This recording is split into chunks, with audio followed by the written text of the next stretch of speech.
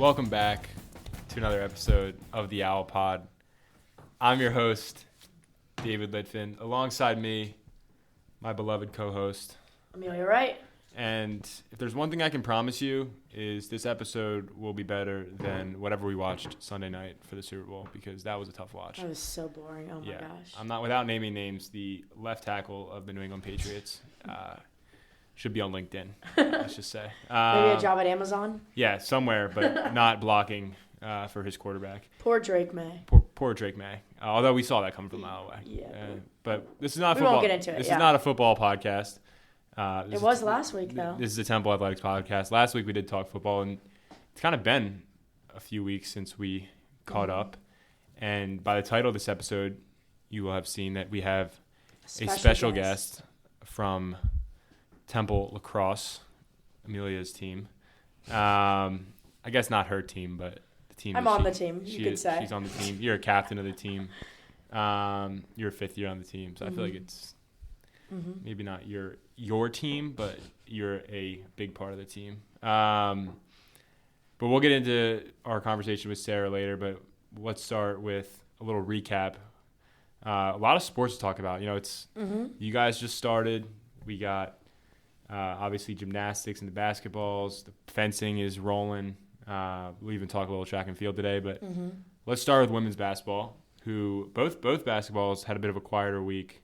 Yeah. Each only playing one game. So, Amelia, you were at women's basketball on Saturday. Talk to us about that. Yeah, so last week was Women in Sports Week, so they had a big turnout. I think all the women's teams went to that game, so good turnout for that game. I think it was on Saturday, and they played UNT.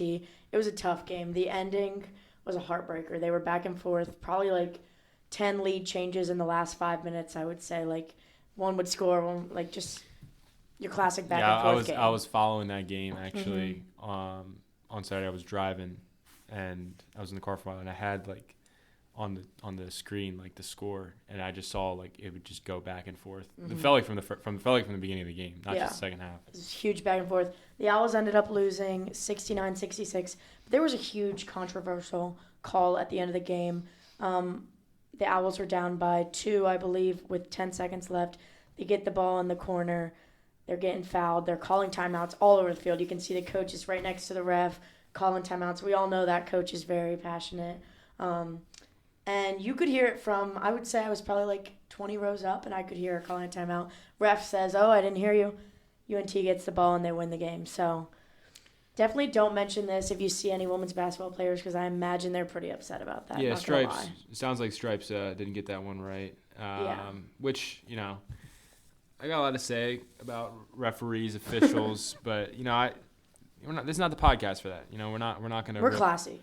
We try to keep it classy. But yeah, I have plenty of thoughts on officiating, not just in basketball, but I'll leave it there. Oh, me and Sarah probably have some thoughts on officiating. In lacrosse, it's bad. A lot of new rules this year. Oh, really? We won't get into it too much because we're positive and classy. Yeah, I don't like when there's like a bunch of new rules introduced. I feel like that just interrupts the flow of the game. My take. Sure.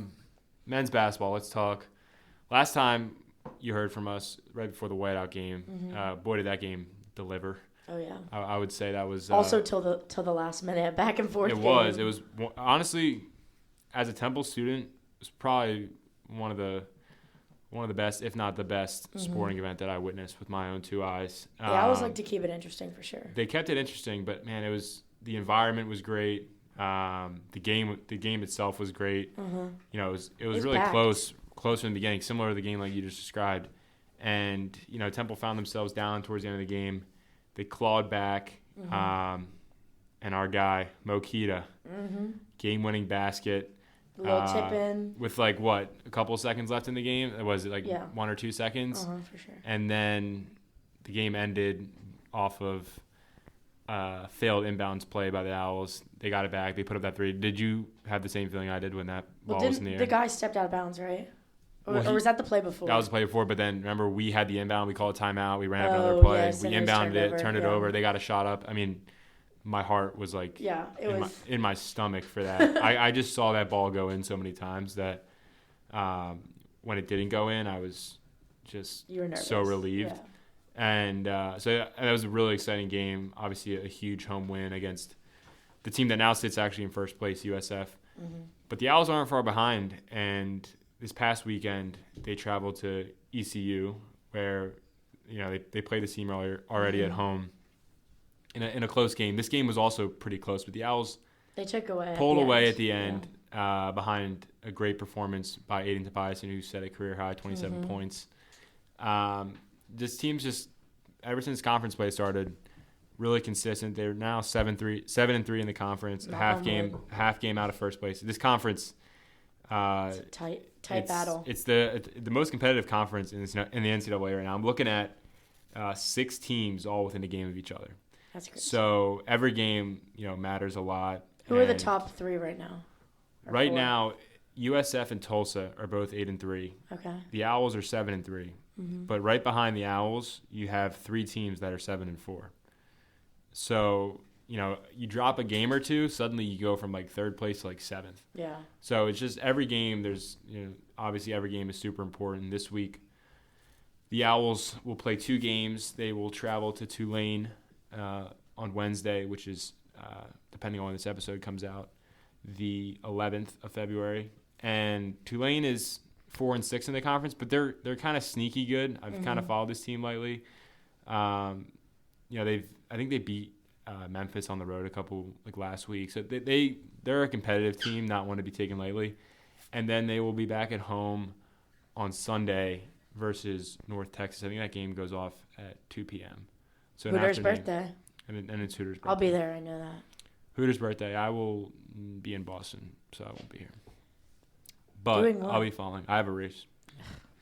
Excuses. Always. Excuses. Actually, I'll be on the bus. So I'll be having that one pulled up on ESPN Plus. But that's it for the basketball programs. Obviously, hopefully next week come back. Actually, who does who Temple women's play this week? I think, if I remember correctly, they are away. I know that they're away. Yeah, they left yesterday. Yeah, you're right. They play today. They're against UTSA on February 10th, and then they must play again. They play ECU at home. So a lot of home basketball games this weekend, Saturday and Sunday for the Owls. So if you're on campus, be sure to check those games out. Let's move to fencing, who we haven't talked about in a few weeks, but they had a couple of road trips. Most notably, 2 weeks ago they went to Chicago, and at our recent SAC meeting, I caught up with Sammy, who was on the podcast a while back, and she told me the trip to Chicago was a big success. They beat Stanford, who was I think ranked in the top 10 at the time. Wow. Beat a couple other big teams, so it was a great weekend for them. They also went this past weekend to UNC and had another successful weekend, taking down the 15th ranked Tar Heels, and overall just a good weekend of winning. We got to shout out Natalie Adams-Kim, though, who feels like she accomplished a lot this weekend. She picked up her 100th career win. She went 10-2 on the weekend and was named Fencer of the Meet, which I think the meet had, a bunch of teams, so that's obviously a big deal. And then she was also named Student Athlete of the Week here at Temple. So good week for Natalie. A lot of awards. So hopefully Temple fencing continues, their good, strong start to the season. Let's talk a little track and field, which we're not usually accustomed to do on the pod. Because you know nothing about it, right? Yeah, not an expert in that area by any means. But we got to shout out Temple, the jumping team, jumping program. Triple jump is nationally ranked right now. They're 9th in the country. Yeah.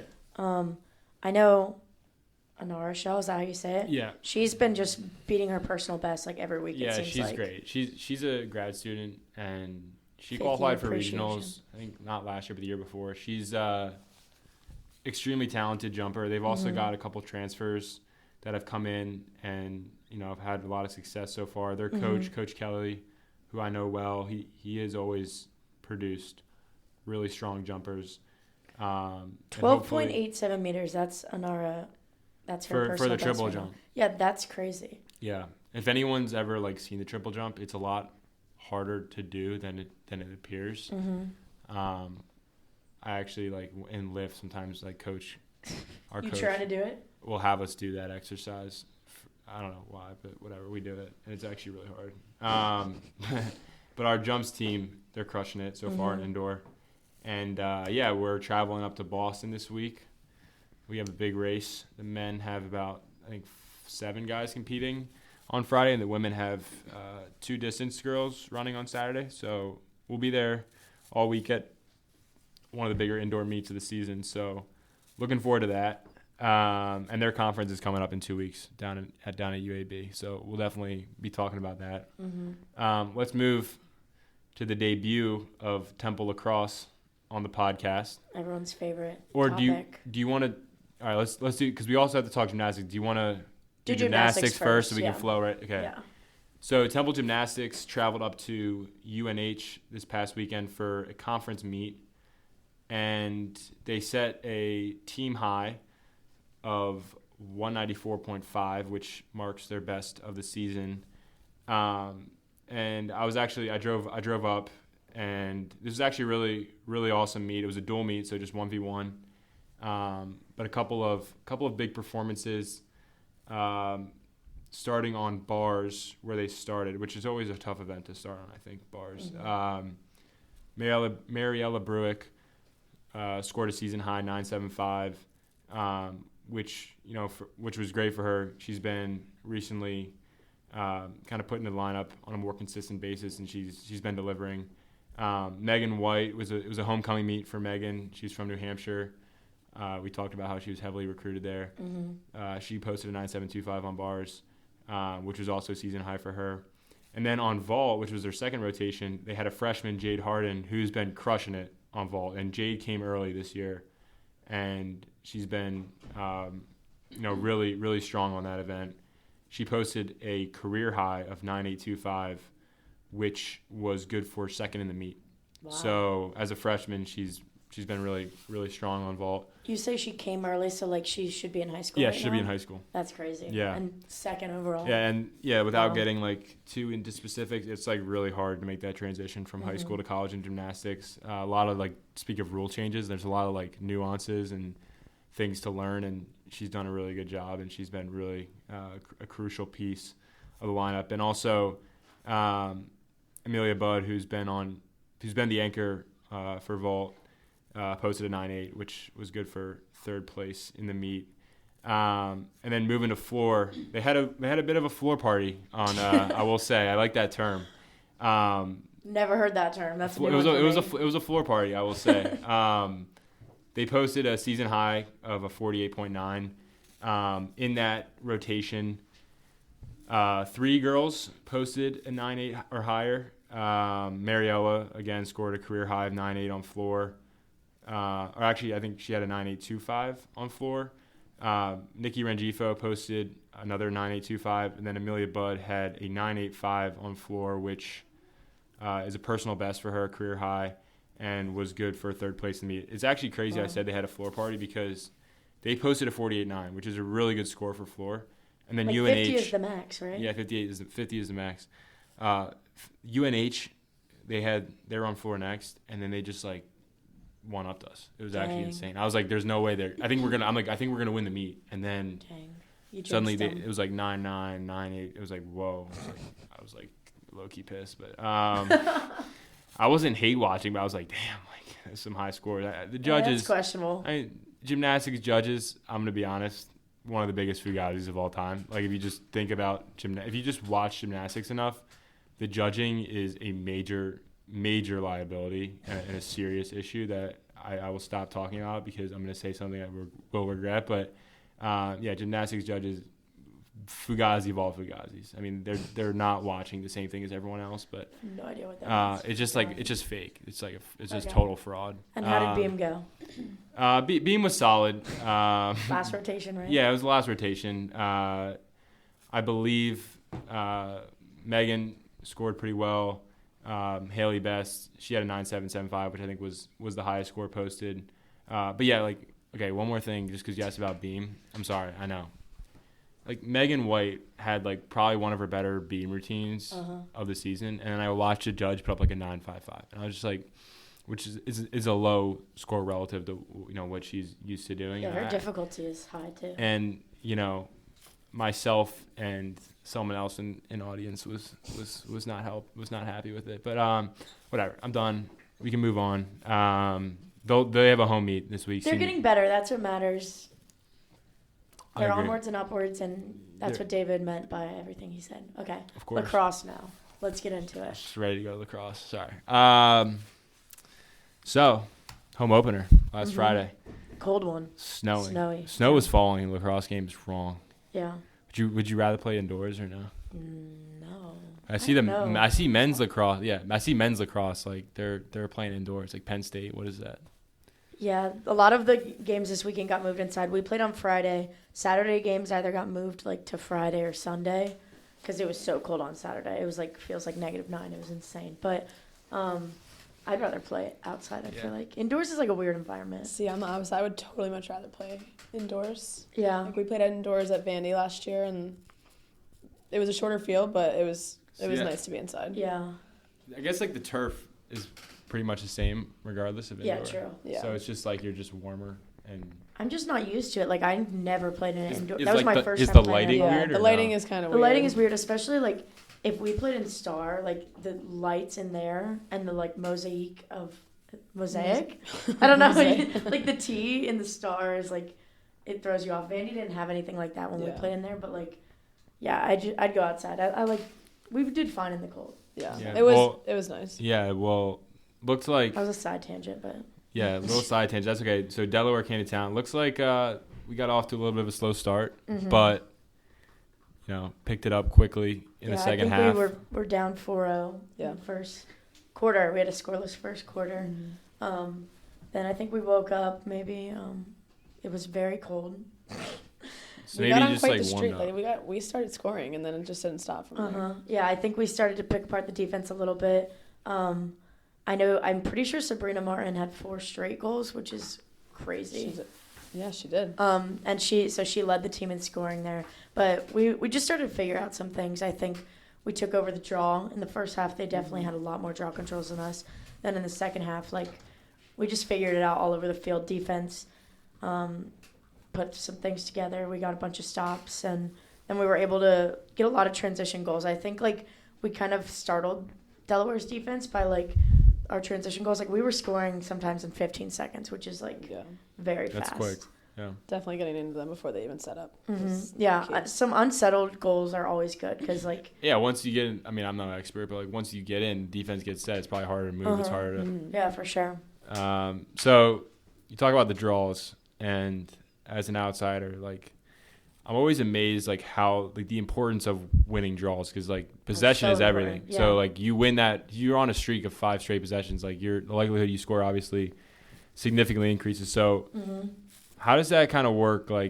If someone's do you have people on your team? I know in men's they have designated people face off people. Is the same thing in women's? I mean, different teams do different things. Some teams literally have a FOGO, so face off. We don't necessarily do that. We just have our middies. Usually we have Sabrina that takes it. Tori Cheetah takes it. Sarah's taken it sometimes. Yeah, I did take that last year. But I think our team likes to have the person with the ball be able to run into the offense when they get it. It gets us kind of into and it probably is also matchup dependent. If someone is doing really well, you'll just keep them. You'll ride the hot hand. But that's always obviously really important. So I guess going into halftime, Coach Bonnie, who we'll get into a little bit later, she have any? What do you call her Bonnie? That's kind of funny. Excuse me. So just Bonnie. I don't know if you're on the first name basis, but I know me and Sarah. I'll stick with Coach. I'll stick with Coach.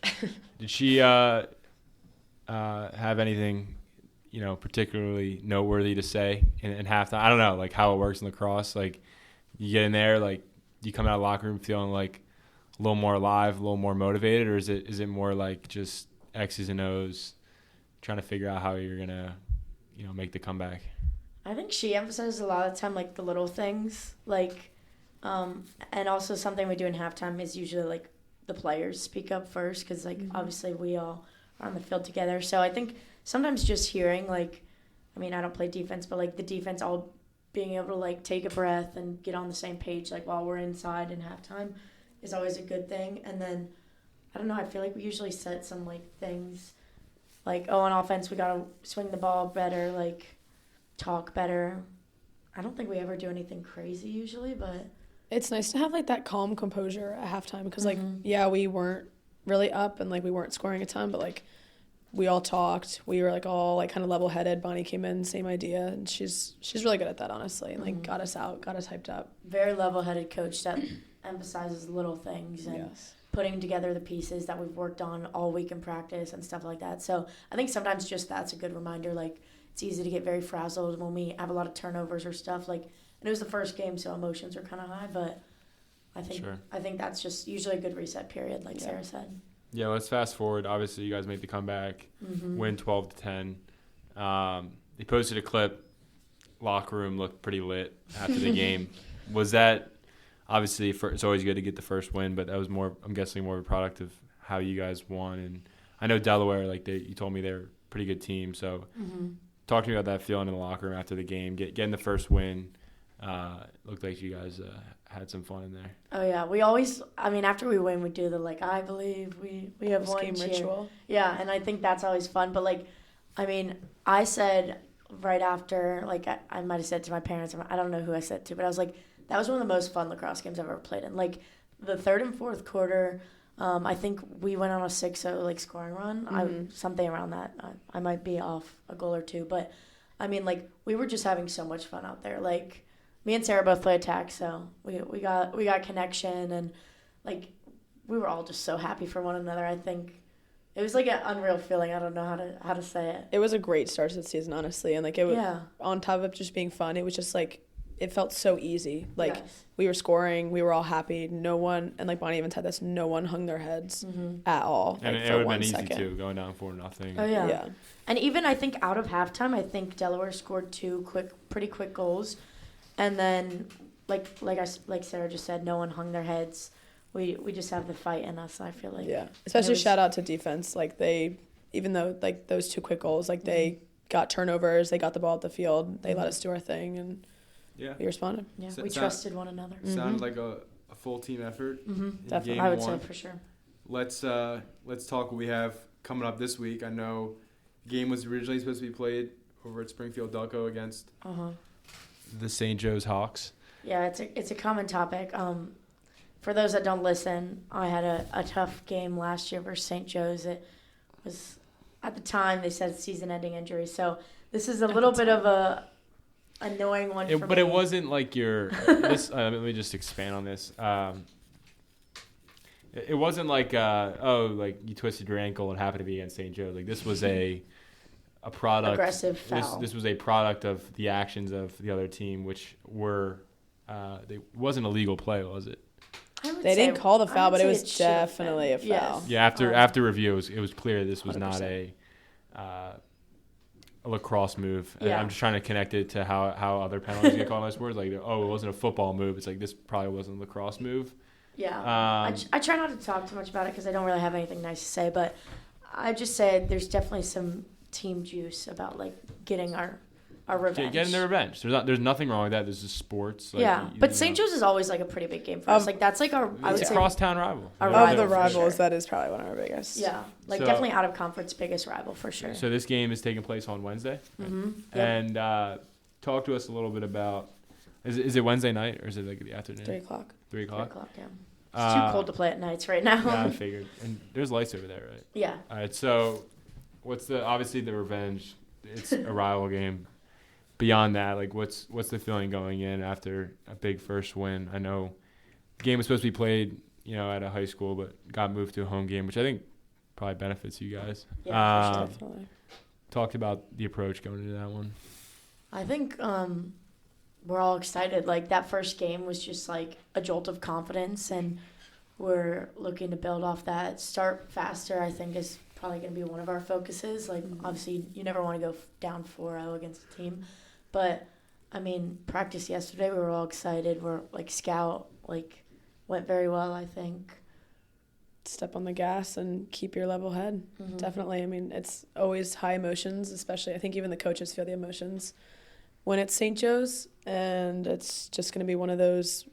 They are coming off a win as well, so we got to be bigger team. Yeah, they're very gritty too. Even if they go down like we're hoping to both have that mindset. Like every ball we're fighting for, every out of bounds thing we're chasing after it. So I think it's gonna be a very gritty game, I guess. Yeah, match their aggression. I was at the game last year, and I just remember like they have that like flag because like like the Hawk. Oh my gosh, yeah, we've talked about this. It's got to be like the backup goalie is a flag bearer. It's got to be the cringiest like tradition in college sports. Like it's just. I've never seen another team that does that. Honestly. Well, they do the basketball games. The mascot has to flap his wings the entire game. Time. What? Every couple the mascot seconds. gets like free tuition. For the year no for way. No, it's I've never heard of You have to apply. It's a huge deal. You have to have huge. There's like a arms to do competition. Like they No, have to like stand. It literally is for like 2 hours, over 2 hours. I think it's one of the higher honors you can get at the school. Yeah. That's definitely a resume builder. Gotta be one. Very of interesting. Gotta be. Tactics. Imagine that's like top line of the resume. Yeah, I'm the incredible arm stability. I'm the Hawk flapper or whatever you call it. I'm sorry. The Hawk flapper. It's gotta be one of the. God. Yeah. So. Yeah, I'm rooting. I'm obviously I pull hard for the Owls no matter what, but tomorrow especially. I feel like just you're a big anti-Hawk flapper. No, it's always about the Owls, but I mean I'm just saying. I just think these are the kind of games, the competition that you get most excited for when it means a little bit more. Like not that the Delaware game didn't mean as much. I mean it didn't, but like you know what I mean, like. I would say low-key the Delaware game did mean a lot. No, my point is I'm not doing a good job of explaining this. I'm saying there are some games that just are naturally on your schedule that you're like, yeah, that's a bigger game. Yeah, This feels like one of those games where everyone had circled and it's just exciting. Yeah, okay. I'll leave it at that. So it's 3 o'clock, February 11th, which is the day we're recording this tomorrow.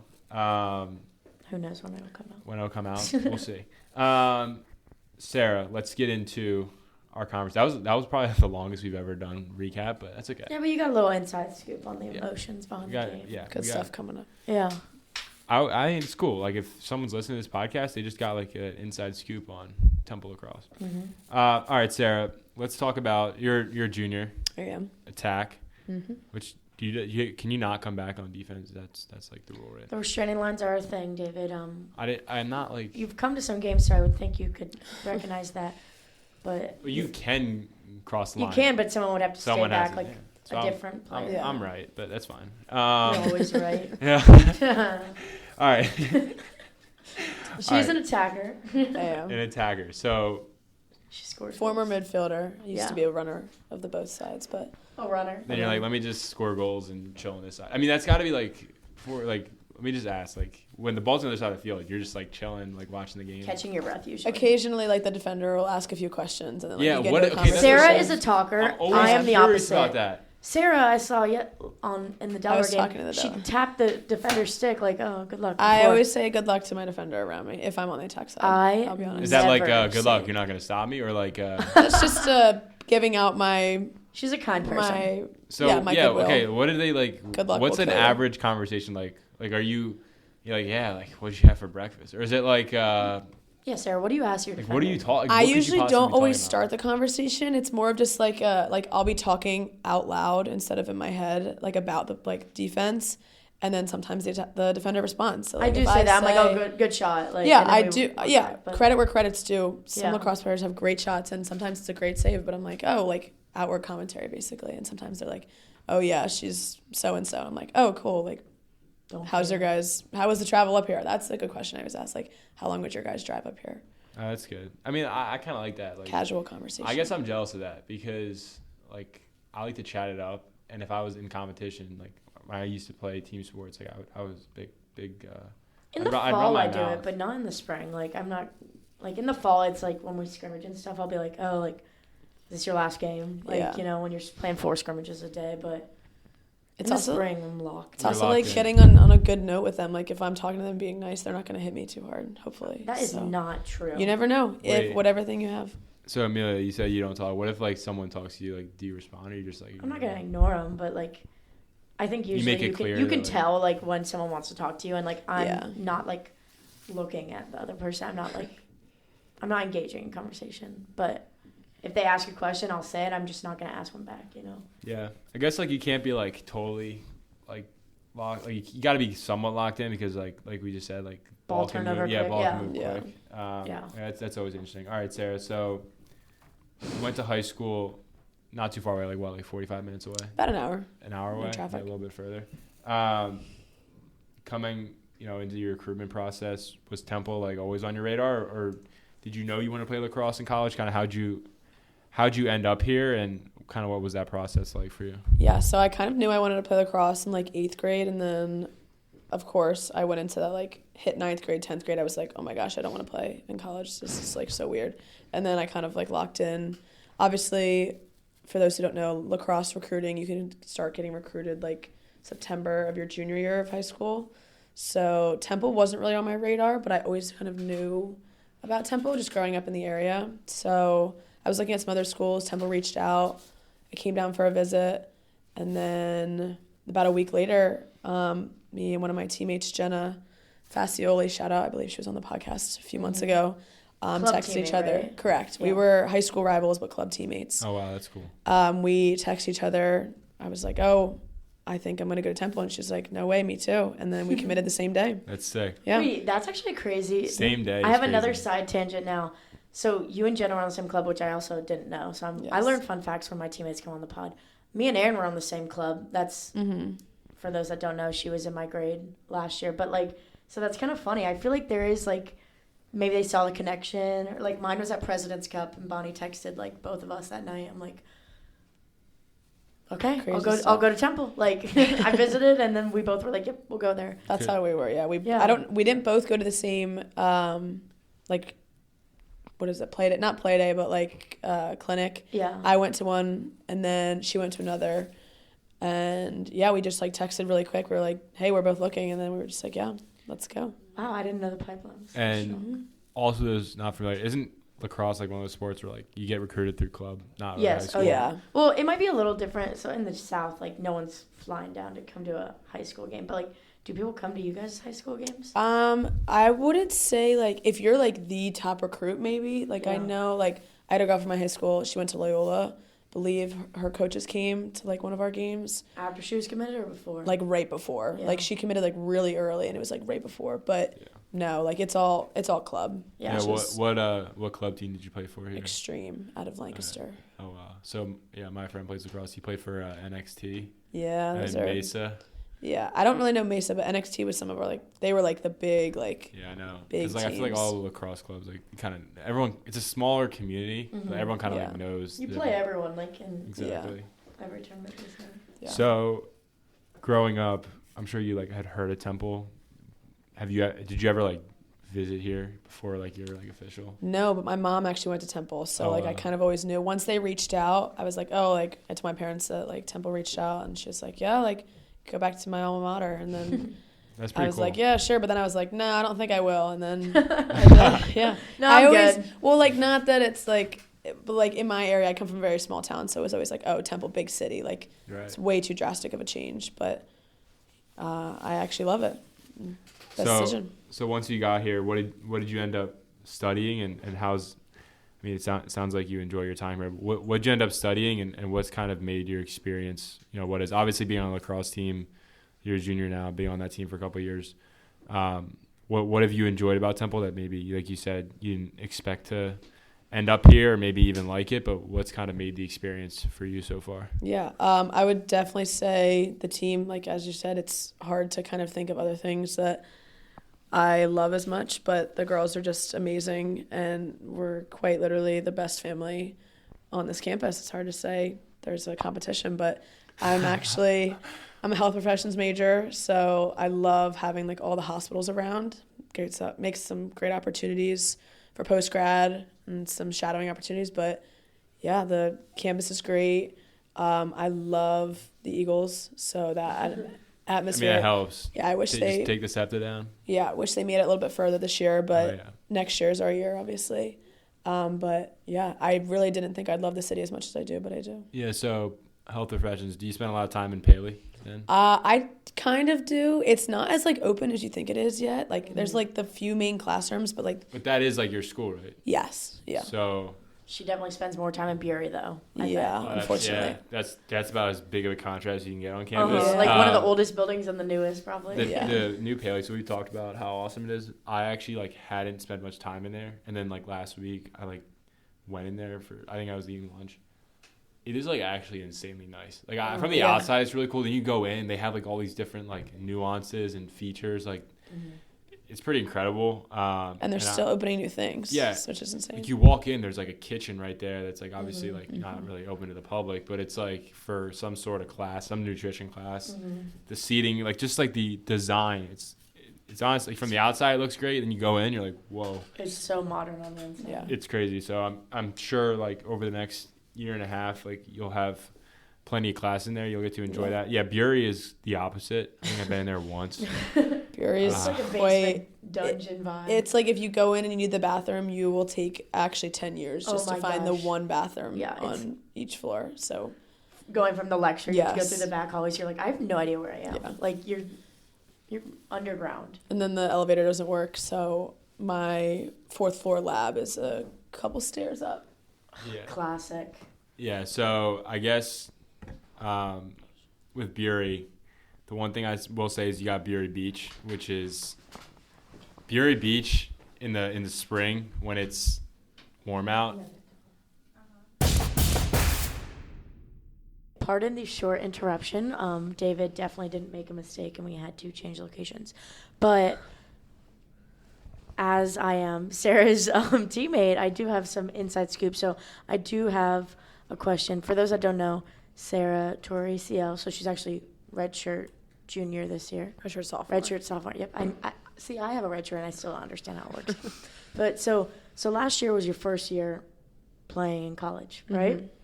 And you came in and you made a big impact. I think 3rd overall in team in points and assists.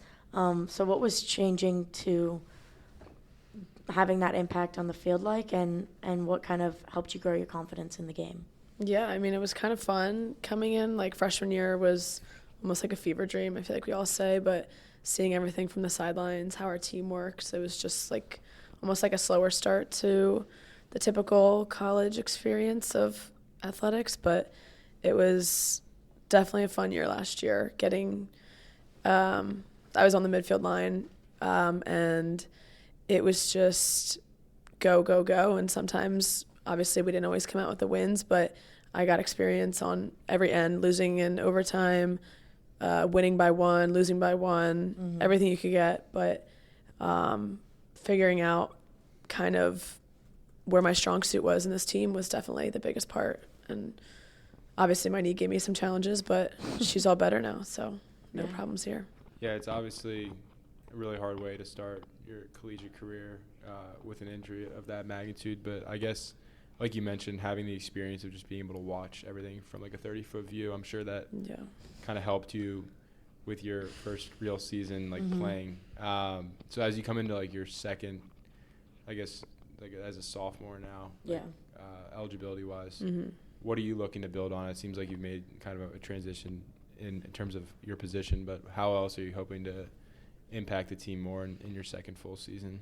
I think definitely shoot and score more. I mean, we kind of struggled with taking shots last year as a whole, but we did see the back of the cage a lot more than we thought we would.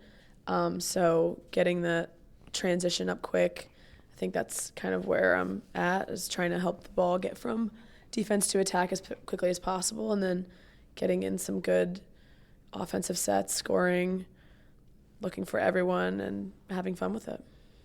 Yeah. I would say Sarah, this is a side compliment, Sarah's one of the smartest players I've ever played with. Would you say kind of your freshman year helped you build on that, like, smarts and, like, kind of the more, like X's and O's part of your game? Because it seems like you're really good at analyzing stuff like that. Like, do you think that helped you a lot? I think definitely. I mean, for those who don't know, I also tore my ACL twice. So I tore it once in high school and then again coming into college. So I had 2 years of kind of like watching from the sidelines. And it sounds like the worst thing that could happen, but it's a blessing in disguise just because you see an entirely different game when you're on the sideline. And not only do you see if we're attacking, you don't only see what the attacker sees, you see everything the defense sees. So it really helps you kind of like expand your mind and look for, like, what we always say, like the backside. So like whatever's happening on the front side, there's something even better happening on the backside, and you don't really get to see that when you're full head of steam in the game. So again, it's great. All right, well, it's good insight there. Let's move on to your favorite segment, Temple Takes. We might have to do a little speed round of Temple Takes this week. Podcast is running a little long. We got a lot to talk about today. Yeah, lacrosse is always a good topic to talk about. A lot of lacrosse. I think we're going to be talking on lacrosse for the foreseeable future on this podcast. All good things. This edition, we do a little Winter Olympics. Obviously, that's in full swing. Yep. And we're going to throw out maybe a couple sports, a couple Winter Olympic characteristics, and do what we always do: overrated, underrated. A little explanation. Let's start with Sarah's favorite. Well, I'm hearing her favorite Olympic event, the half pipe, which I think is famous for Shaun White. That was his event. Yeah, Shaun White and fellow ginger Kim. What's her Sarah's first a name? ginger. Chloe Kim. Yeah, Oh, yeah. she's probably one of my favorite people ever. Isn't she dating Miles Miles Garrett? Garrett. Yeah. She's Power insane. couple.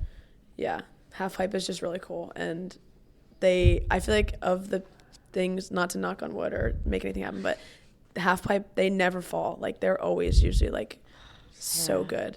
I knocked on wood. So are you going underrated? You think it's like a sport that people should appreciate more? I think, yeah, I am gonna go underrated. It definitely like is, and like U.S. is really good at it, which is amazing. So that's definitely one of my favorites. I don't think I'm quite as passionate about Sarah, as Sarah is on this topic, but I think I would go underrated as well. I also think like Winter Olympics in general is just so cool because like I never see these sports Yeah. No, like these sports, like they're not just like popping up on your television. Like you're not flipping through channels and seeing like bobsledding. So like I agree. Half pipe is underrated. I always think like for Winter Olympics specifically, like I could just never see myself. Like I can't snowboard, nonetheless. Like do the things that they do in the air, and then somehow, like you said, like they're always consistent with the landing. I don't understand how they do it. So yeah, it's definitely underrated. It's also like really satisfying, like the way they land and just go right into like, the next turn or whatever they call it. Yeah, it's crazy. So yeah, I like half. I don't think they've done half pipe either. No, they do it at the end of the week, I think. End of this week. Okay, let's move on to another sport. Let's go to your favorite, Dave. My favorite? Yeah. I don't even know what my favorite is. Short track. Come on. Oh, short track. Before the This is the first time really learning of this. Yeah, I had never seen it, and he's like, watch this clip. Can you explain it for short track those speed who don't skating? know? You just got me really excited. So yeah, short track. I mean, it's kind of what it sounds like. They're racing on a short track, but they got helmets on. It's like they're always the glasses they wear. Like those are sick. Like get as aerodynamic as possible. I just think it's like so much strategy. It's a little physical. It's also like so satisfying the way they like bend the corner with like the turns, like when they like accelerate into it. Based on the video we saw before this, it was pretty cool. A little bit of like a scrap match. It's scrappy. It's just like I think it's sick. And also like again, you don't see this at the local gym. You're not going to the gym and seeing people like sorts. So it's just like Wait, it's new. It kind of gives the same vibe as like derby. Like, is that what it's called?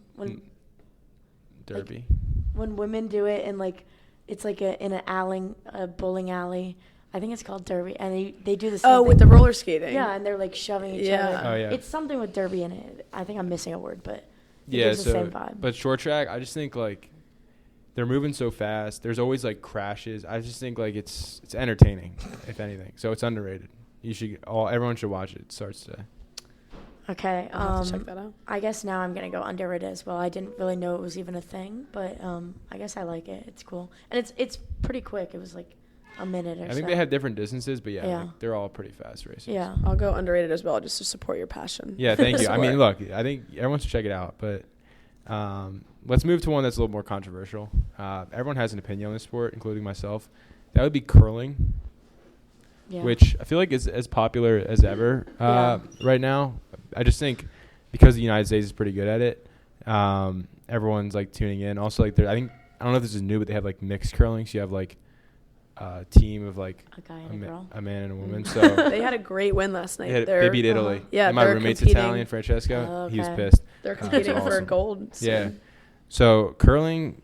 I mean, does anyone want to start with this Olympic sport? I think it's an underrated sport. I think, again, we kind of said it, but, like, you're never going to watch this in any other setting. So I think it kind of builds up the hype even more. But it's also fun to see just how excited they get, like, for something running into something else. Like, I don't know what it even is, but it's super exciting. So, I agree. Yeah. It's definitely one of those underrated prep sports because it's like, how do you really prep other than just, like, like mopping the ice. How do you even work on like mop more, mop slower? It's like, yeah. So big communication too. 100%. So this is like interesting. I'm like pretty stubborn, just being honest. But like I used to hate this sport. Like I used to like despise it, and my appreciation for it has like significantly grown over the years because I realized there's a lot more strategy and like these people are like more athletic than I realized.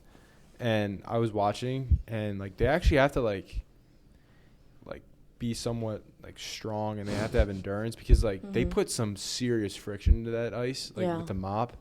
It's so probably like, not a mop. We definitely are saying it's a broom. It's a no, it's a broom. So like mop, broom, same thing to me. Yeah. I just think like there's a lot of strategy, and also like these people are like a little bit more legit as like athletes as I thought, which maybe was just me being ignorant before, but it's also like it's kind of pretty hype. Like I was watching the USA match, I watched the highlights. Like the energy pretty hype. Is insane. Good energy. I feel like everyone thinks they could be able to do it, and then you'd like try that, and your thing would never even come close. It's also very impressive how they maneuver around the rocks once they get down there. Like you can't touch the other rocks, or else it's like some probably penalty. get something. Yeah, that's crazy. All right, I think everyone said underrated for every sport, so yeah. I don't think we're gonna get much controversy here. I think we will. Do you think so? Yeah, maybe with this next one. Okay. Bobsledding. I'm gonna go underrated too. I think that one's super fun. Yeah, I'm underrated. I think I have to agree. All right, so we're just gonna find a sport that we disagree on. Okay, how about figure skating?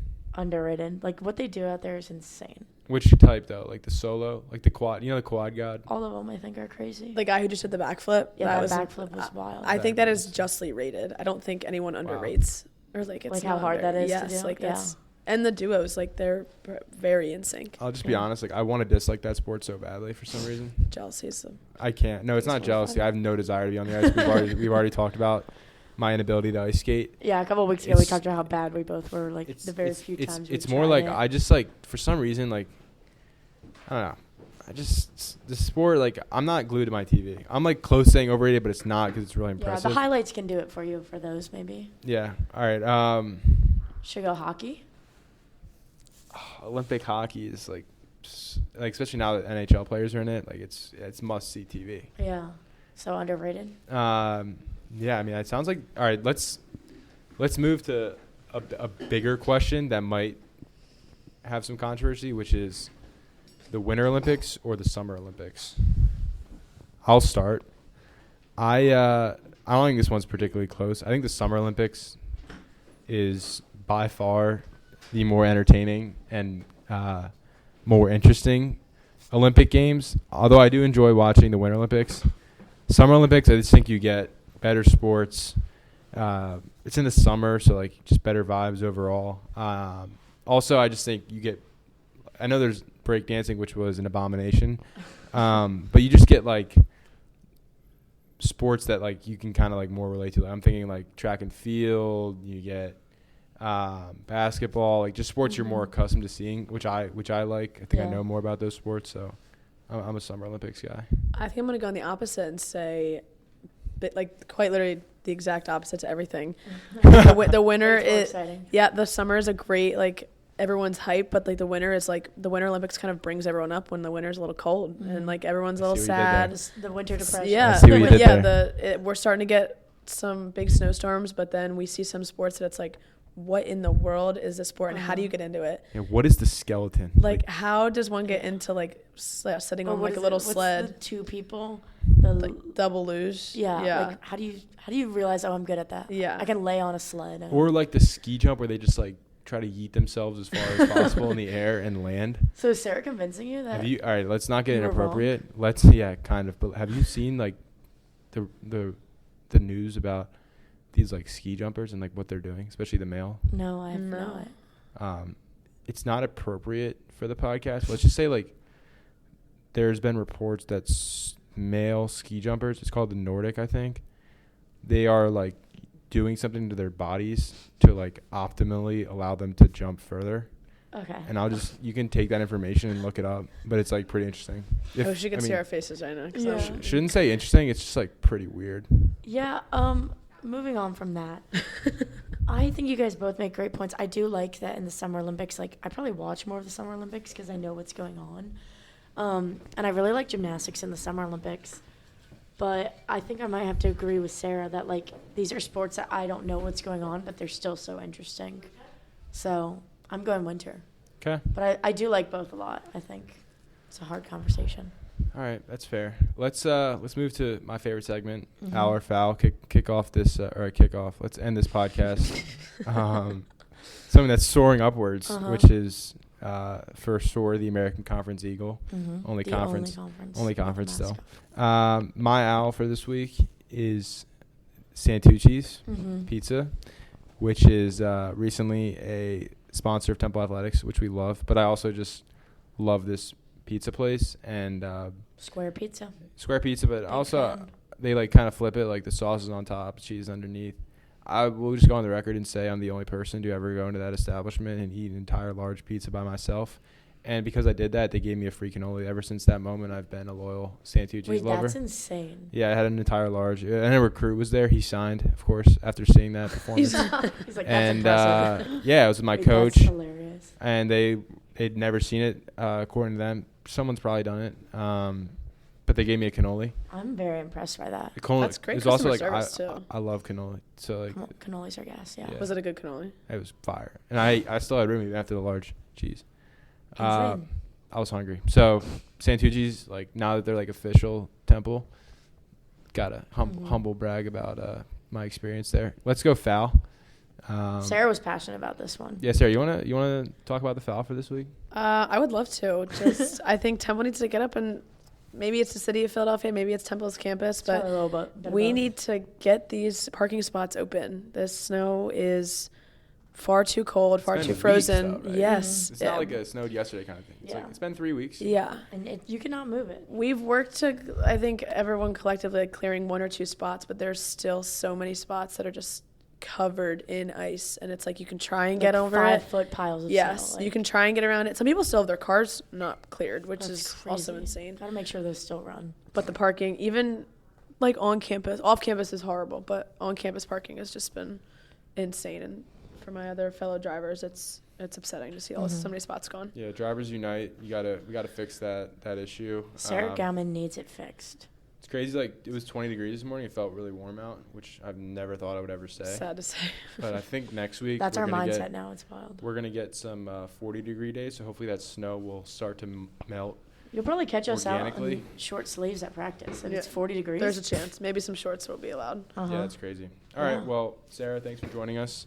Thank you. Great episode. We'll be tuned in tomorrow for your guys' big game. Of course. Best of luck, and we'll catch you guys next week. Yeah. Go Owls.